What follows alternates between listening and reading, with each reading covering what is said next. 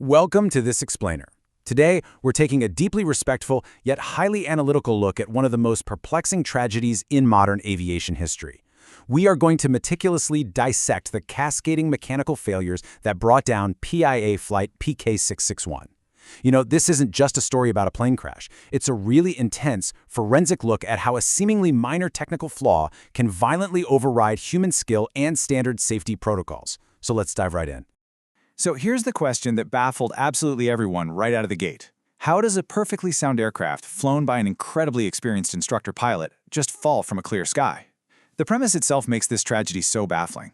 The weather was clear, the aircraft was technically certified as fit to fly, and the cockpit was manned by exceptionally skilled pilots. The totally routine nature of this flight makes the catastrophic outcome almost impossible to comprehend at first glance. It immediately moves our suspicion away from pilot error and forces us to look way deeper, into the machine itself. And there's a really bitter, tragic irony to this disaster. The date was December 7th, 2016. Around the world, this specific date is recognized as International Civil Aviation Day. It's a day globally dedicated to celebrating and promoting aviation safety. Yet on this exact day, the cold, mountainous terrain of northern Pakistan would become the site of an absolute aerodynamic nightmare. Let's set the scene. At 3:38 p.m., an ATR 42500 aircraft took off from the remote, mountainous region of Chitral, heading for Pakistan's capital, Islamabad. It was cruising along normally at 13,500 feet. There were 47 souls on board. Among them were some prominent figures, including the famous Pakistani pop icon turned preacher, Junaid Jamshed, as well as the Deputy Commissioner of Chitral, Usama Warraich. And for the first half hour, navigating through those valleys, everything was perfectly peaceful. Now, to really understand the crew's competence, you only need to look at one number, 12,000 plus. That represents the massive flight hours of the man in charge, Captain Junaid Jamshed. He wasn't just a veteran pilot, he was literally an instructor for this very ATR aircraft.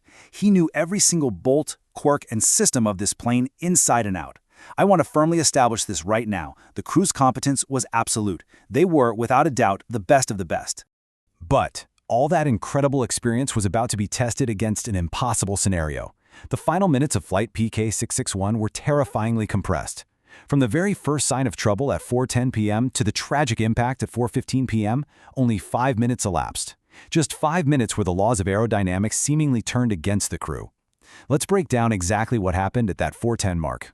Exactly 32 minutes into the flight, at an altitude of 13,375 feet, the first officer noticed a warning light for PEC-1. That stands for Propeller Electronic Control. It's the system that balances the propeller's speed with the engine's power.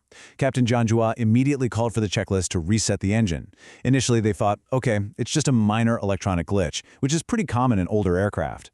But despite the reset, the error didn't go away. Instead, a strange and terrifying noise echoed through the cockpit. The black box data reveals exactly what happened next. In an instant, the power in the left engine plummeted from a normal 75% all the way down to absolutely zero.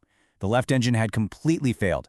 Now, in standard commercial aviation, a single engine failure is definitely an emergency, yes, but it's a highly trained for, totally survivable event. The aircraft is literally designed to fly on one engine if it has to. To survive that single engine failure, pilots rely on a standard procedure called feathering. Think about it. When an engine dies, its propeller blades suddenly act like a giant wall hitting the wind, creating a massive amount of dangerous drag. Feathering turns those blades sideways, parallel to the airflow, so they just slice through the wind and neutralize that drag. Captain Jamshed immediately attempted to execute this standard safety procedure on the dead left engine. He actually tried it twice.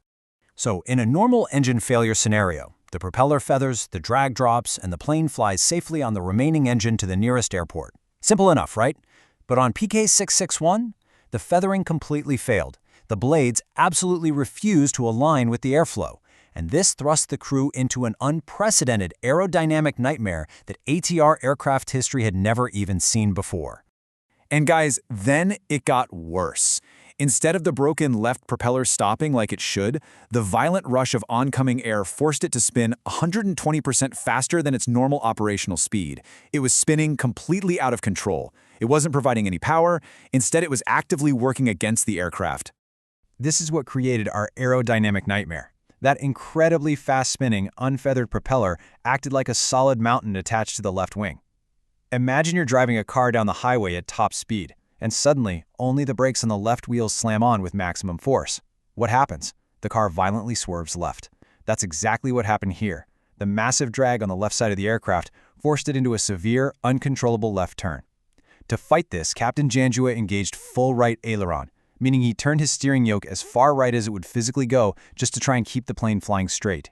Then, the physics of the situation cruelly shifted again. The left propeller, which, remember, was spinning at 120%, suddenly normalized. The massive drag vanished in an instant. But think about it. The captain had the controls locked into a maximum right turn to fight that drag. With the left resistance suddenly gone, that extreme right steering input violently flipped the aircraft. The plane snapped into a 90-degree right barrel roll, terrifying the crew. It took 24 agonizing seconds to finally level the plane out, but by then, they had plummeted from 13,000 feet down to just 5,100 feet. For a very brief moment after leveling out, the drag was gone. But tragically, the broken propeller blades shifted again, and that massive left-side drag returned. Only now, they were dangerously low, and there was a mountain range right in front of them. The sheer force of the drag was acting like a giant parachute, just bleeding off the aircraft's speed. They rapidly approached what's called stall speed, dropping to a mere 156 knots. Stall speed is the absolute minimum velocity required for wings to generate lift. Below this speed, the plane mathematically cannot stay in the sky. The terrain awareness alarms began blaring, quickly followed by the horrifying sound of the stall warnings. The aircraft had completely lost its ability to fly. At this point, even with the controls perfectly in hand, human input was totally useless. The wings simply weren't producing lift anymore. At an extreme 90-degree left bank, the aircraft entered an unrecoverable nosedive. The frantic final radio calls echoed out. Pakistan 661, Mayday. The aircraft slammed into the Havelian mountains at 256 kilometers per hour. The crash site was a devastating inferno scattered over 2 kilometers, claiming the lives of all 47 people on board. The entire nation was in shock, but that grieving quickly turned to demanding answers. So, we are now going to pivot from the crash itself to the meticulous forensic investigation that followed. Expert teams from Airbus and ATR flew in from France to uncover exactly what caused this impossible aerodynamic failure. Now, what usually happens in these kinds of tragedies? Initial assumptions almost always point toward the cockpit. Early statements from airline management tried to subtly shift the blame, suggesting the plane was fine and Captain Jamshed must have made an error. But the French forensic data proved something entirely different. It completely vindicated the flight crew. The black box proved they did everything perfectly, exactly by the book. The crew was fighting a ghost in the machine, an aerodynamically impossible situation. So let's walk step by step through the devastating domino effect the investigators actually discovered. It's like a giant, tragic puzzle. It all started with step 1, a pre-existing crack in the left propeller blade. Step 2, during the flight, the immense pressure caused that blade to actually break, throwing the engine's weight completely off balance and triggering severe, violent vibrations. Step 3, these intense vibrations shattered an internal seal deep inside the engine, releasing small metal fragments right into the oil system. And finally, step 4, those tiny metal fragments traveled through the oil and physically jammed the overspeed governor. That governor is the exact mechanism required to control the propeller speed and execute the feathering procedure. Because it was jammed with metal, the pilots were completely locked out of controlling the dead engine. But the most heartbreaking revelation of this entire investigation was this. It wasn't just some freak accident. It was systemic negligence. The investigation revealed that PIA's maintenance team had actually known about that initial propeller crack well before the flight, but they ignored it. Furthermore, the Civil Aviation Authority, the CAA, was heavily cited for weak safety oversight, allowing a critically flawed, unairworthy aircraft to take to the skies with 47 innocent people inside. The fallout was absolutely massive. The government immediately grounded the entire ATR fleet across the country for months, refusing to let them fly until foreign experts recertified every single plane. We'll end our explainer with this thought. The sky is completely unforgiving of systemic negligence.